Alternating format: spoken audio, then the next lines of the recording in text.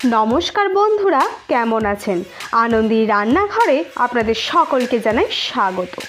তো এখন কিন্তু দেখুন বন্ধুরা, আমি অধীর আগ্রহে বসে আছি এই তাল গাছটার দিকে তাকিয়ে, আর চারপাশটাও একটু ভালো করে দেখে নিলাম। কিন্তু লক্ষ্য আমার সেই তাল গাছটার দিকে। কেন বলুন তো বন্ধুরা? কারণ কখন একটা তাল পড়বে, আর তাই দিয়েই আমি জন্মাষ্টমীর জন্য ছোট্ট গোপালের আমি কী বানাবো বলুন তো বন্ধুরা? তালের ফুলুরি। আপনারা অনেকে এটাকে তালের বড়াও বলে থাকেন, কিন্তু আমি এটাকে তালের ফুলুরি বলে থাকি। তো আপনারা কে কী বলেন সেটা কিন্তু অবশ্যই কমেন্ট করে জানাবেন। এটা কিন্তু একটা বিশেষ একটা বাঙালির জীবনের দিন, কারণ জন্মাষ্টমীতে বাঙালির মনে একটা বিশেষ ফুর্তি আসে, তাই না বন্ধুরা? জন্মাষ্টমী মানেই আমাদের মনে একটা আলাদা আবেগ এবং ভালোবাসা আছে, তাই না বন্ধুরা? তাই দেখুন বন্ধুরা, আমি আমাদের বাড়ির গোপালের জন্য নিয়ে চলে এসেছি মিনি কিচেনে তালের ফুলুরি করার জন্য উপকরণগুলো। তো বন্ধুরা, আপনাদের কাদের কাদের এরকম তালের ফুলুরি খেতে ভালো লাগে অবশ্যই কিন্তু কমেন্ট করে জানাবেন। আর আপনারা কারা কারা জন্মাষ্টমীর পুজো করেন অবশ্যই কিন্তু জানাতে ভুলবেন না বন্ধুরা। আর যারা এখনও পর্যন্ত আমার এই আনন্দীর রান্নাঘর চ্যানেলটিকে সাবস্ক্রাইব করেনি তারা কিন্তু অবশ্যই চ্যানেলটিকে সাবস্ক্রাইব করে নেবেন। দেখুন বন্ধুরা, আমি এখানে কিন্তু তালের ফুলুরি করার জন্য ব্যাটারটাকে খুব ভালো করে রেডি করে নিয়েছি।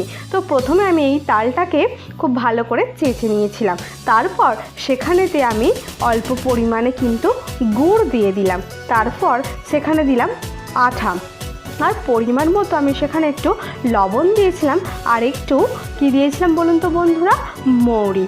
আর কালো জিরেটা জানেন তো বন্ধুরা, আমার কাছে ছিল না, আপনাদের কাছে কালো জিরে থাকলে অবশ্যই দিতে পারেন। তো দেখুন, আমি অনেক ভালো করে ব্যাটারটাকে ফেটিয়ে নিয়েছি। যত ভালো ফেটাবেন তত কিন্তু ভালো নরম হবে। তারপর আমি এখানে কিন্তু দেখুন উনুনটা জ্বালিয়ে নিলাম, আর উনুনে কিন্তু সেই কড়াইও বসিয়ে দিলাম। গোপালের কিন্তু তালের জিনিস খেতে খুব ভালো লাগে, তো গোপালের সাথে সাথে আমাদেরও কিন্তু বেশ প্রিয়। তো দেখুন বন্ধুরা, উনুনটা জ্বলতে শুরু হলে, কড়াইটা গরম হয়ে এলে আমি কিন্তু এটাতে একটু তেল ঢেলে দিলাম। তো এরপর কিন্তু ফুলুরি ভাজার পালা। তো আমাদের জীবনে গোপালের কিন্তু একটা অশেষ কৃপা রয়েছে, আমাদের নয়, আমাদের সকলের জীবনে, কারণ তার আশীর্বাদ ছাড়া আমরা বিন্দু মাত্র এগোতে পারি না। তাই তার জন্যই মিনি কিচেনে ছোট্ট কিছু প্রচেষ্টা করব না, এটা তো হয়ই না। তাই ভাবলাম আজকে মিনি কিচেনে করি একটু গোপালের জন্য এই তালের বড়া। তো দেখুন বন্ধুরা, আমি এখানে কিন্তু আস্তে আস্তে তেলেতে কিন্তু ফুলুরিগুলো ছেড়ে দিচ্ছি। ব্যাপারটা কিন্তু খুব সুন্দর হচ্ছে। তো বন্ধুরা, আপনাদের এই আনন্দের রান্নাঘর চ্যানেলটি কেমন লাগে অবশ্যই কিন্তু কমেন্ট করে জানাবেন। জানেন তো, আমি যখন প্রথমে ভাবছিলাম এই তালের ফুলুরি করব, তখন ভাবলাম যে বড় কড়াইয়ে করি, কিন্তু আমার মনের মধ্যে চিন্তা হচ্ছিল মিনি কিচেনেও কি তালের ফুলুরি করা সম্ভব। তারপর ভাবলাম একবার চেষ্টা করেই দেখি, তাই জয় গোপাল বলে লেগে পড়লাম। তো যে গোপালের নাম নিয়ে কোনো কাজ করলেই দেখবেন সেটা বিফলে যায় না, তাই না বন্ধুরা? তাই এই বিশেষ দিনে আপনারা সবাই একবার আমার সাথে বলুন তো, জয় গোপাল। দেখুন বন্ধুরা, এদিকে কিন্তু ফুলুরিগুলো খুব ভালো করে ভাজা হচ্ছে। লাল লাল করে ভাজা হলেই তারপর সেটাকে তুলে নিয়ে আমি কিন্তু গোপালকে দিয়ে দেব।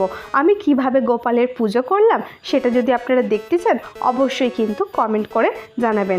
আমি আপনাদেরকে গোপালকে কিভাবে পুজো করলাম সেই দৃশ্যটা দেখাবো। তো দেখুন বন্ধুরা, এটা কিন্তু খুব ভালো করে ভাজতে হবে, একটু সময় লাগছে, তাই না? খুব ভালো করে না করলে তো আবার গোপালের জন্য করা হচ্ছে, তাই না? দেখুন বন্ধুরা, খুব ভালো করে ভাজা হয়ে গেল। তারপর আমি এটাকে কিন্তু একটা ছোট্ট কড়াইয়ের মধ্যে তুলে নিচ্ছি। দেখুন বন্ধুরা, করতে করতে আবার একটা পড়েও গেল। ব্যাপারটা কত সুন্দর হয়েছে, তাই না দেখতে বন্ধু?